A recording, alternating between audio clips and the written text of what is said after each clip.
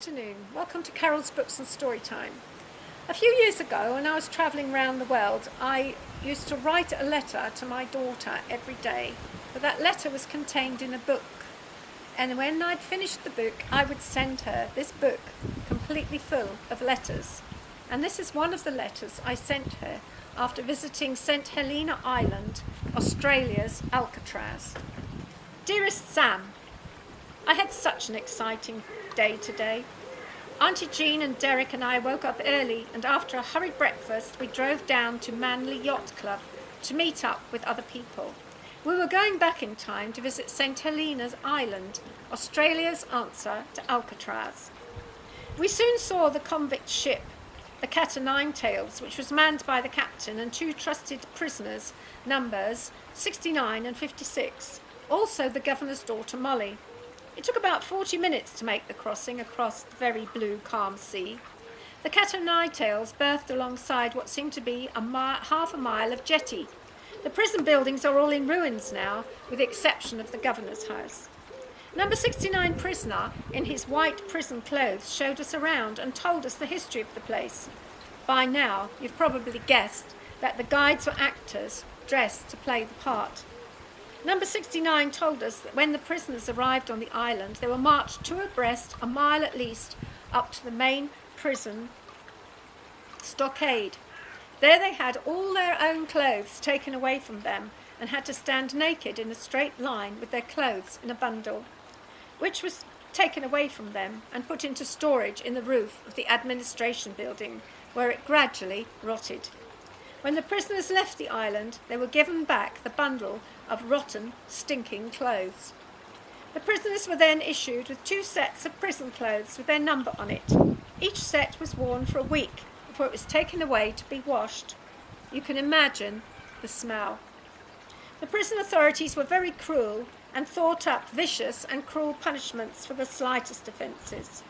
One of the punishments was to give the prisoner a cannon shot and tell him to run up and down the exercise yard for an hour. This was after working for 11 hours in the fields. This was extremely bad for their backs, legs and arms. Cat o' nine tails thrashings were also common. The prisoner officers would watch carefully to see who was friendly with who. Then they would pick that prisoner to punish his friend. The lashings had to be done near the prison hospital so that salt could be rubbed into the wounds. Withdrawal of privileges was another punishment, as was being locked up in the lime store. The prisoners produced lime from the coral that surrounded the island. We also saw the prison graveyard. You know, it's very strange, Sam, that a lot of the men buried on the island were Aborigines. It seems that a lot of the prisoners' crimes were not major crimes at all, and certainly not one that would get punished in such an awful way today in the Western prison system. But in those days, you got sent to prison for stealing a loaf of bread.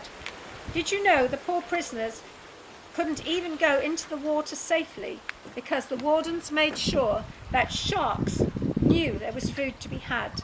Every day they would dump meat into the sea so that the sharks would circle around. One of our ancestors was deported to Australia for stealing a horse.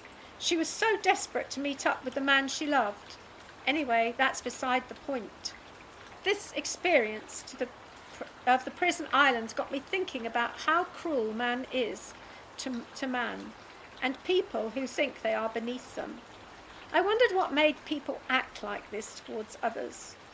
I also thought about a film I saw some time ago called Schindler's List, all about the concentration camps and how badly the Jewish people were treated in the Second World War.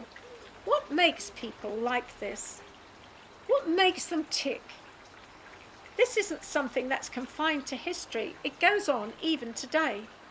We see it all the time on our TV screens, this darker side of life. It lurks beneath the surface everywhere in the world, even in ourselves.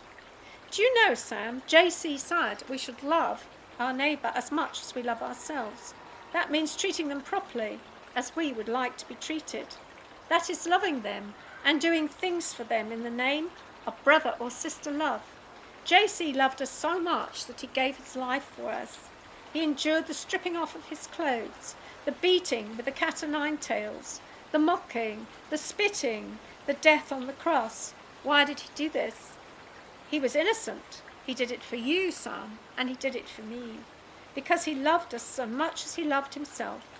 He loved us both so much he was prepared to die for us and suffer all that indignity. Isn't he a wonderful friend, to suffer all that for us? Well, this trip to St. Helena Island has certainly made me think about life and the way we treat people. By the way, on the way back we sang Aussie songs. It was a really great day out. I only wish you'd been there with me. See you soon, honey child. Love, hugs and kisses. Mum.